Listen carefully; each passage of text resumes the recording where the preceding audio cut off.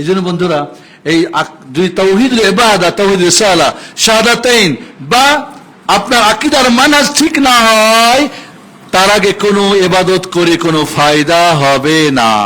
নিশ্চিত থাকবেন কোন ইবাদত কবুল হবে না, আপনার কোন ইবাদত না। একবার সুবহানাল্লাহ হবে না, আচ্ছা একবার সুবহানাল্লাহ পড়া তো ইবাদত, ঠিক না?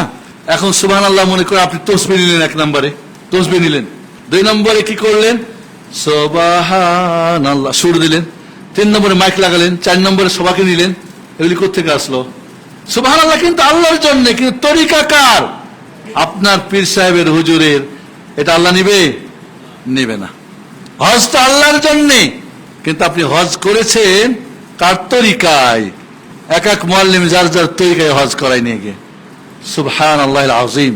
এই জন্য বন্ধুরা, আপনাদেরকে বলবো, এই তাওহীদের আলোচনাটা ভালো করে শুনবেন, আবারও অনলাইন থেকে, বই থেকে পড়বেন, শিখবেন। আপনার জীবনে যদি তাওহীদ বাস্তবায়ন করতে পারেন, এই পৃথিবীর সবচেয়ে সুখী মানুষ আপনি। আপনি কি ভাবেন, আসিয়া রাদিয়াল্লাহু আনহা যখন ফিরআউনের রাজদরবারকে লাথি মেরে রানীর পদকে পদদলিত করে, তার আরাম আয়েশ, সোনা দানা, মণি মুক্তা সবকিছুকে বাদ দিয়ে তাওহীদের জন্য যখন মারা গিয়েছেন, তখন কি মনে করছেন খুব দুঃখী হয়ে মারা গেছেন? না না, জান্নাত তো দেখে মরছেন। রব্বিবনি ইনদাকা বাইতান ফিল জান্নাহ ওয়া নাজ্জিনি মিন ফিরআউনা ওয়া আমালি। জান্নাতটা তার সামনে হাজির করা হয়েছিল।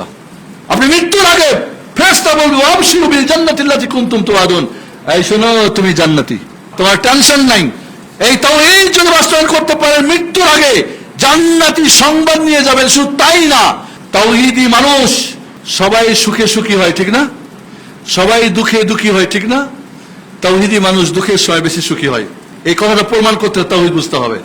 আপনার জীবনে যদি তাওহীদ বাস্তবায়িত হয়, তাহলে দুঃখের সময় আপনি বেশি সুখী হবেন। আপনি জানেন এই দুঃখটা দিয়েছেন কি আল্লাহ, উনি আমাকে পছন্দ করেছেন, তাই আমি সানন্দে আমি গ্রহণ করি, সমস্যা নেই। চিকিৎসা করেন, বাট আপনি এই নিয়ে কোনো টেনশন দরকার নাই, এই হলো সেই হলো, মুক্ত না। এই জন্য পৃথিবীর সর্বশ্রেষ্ঠ সুখীকে মুহাম্মদুর রাসূলুল্লাহ সাল্লাল্লাহু আলাইহি ওয়াসাল্লাম। কিন্তু তার চুলাতে আগুন জ্বলতো না, সকালের নাস্তা নাই, একটা খেজুর একটু পানি, তাই বলতে আজকে রোজা থাকলাম, কিন্তু তার সুখ কি চলে গিয়েছিল? আর আমরা যে এত কিছু খেয়ে সুখী হতে পেরেছি, কারণ তাওহীদ আমাদের শূন্য।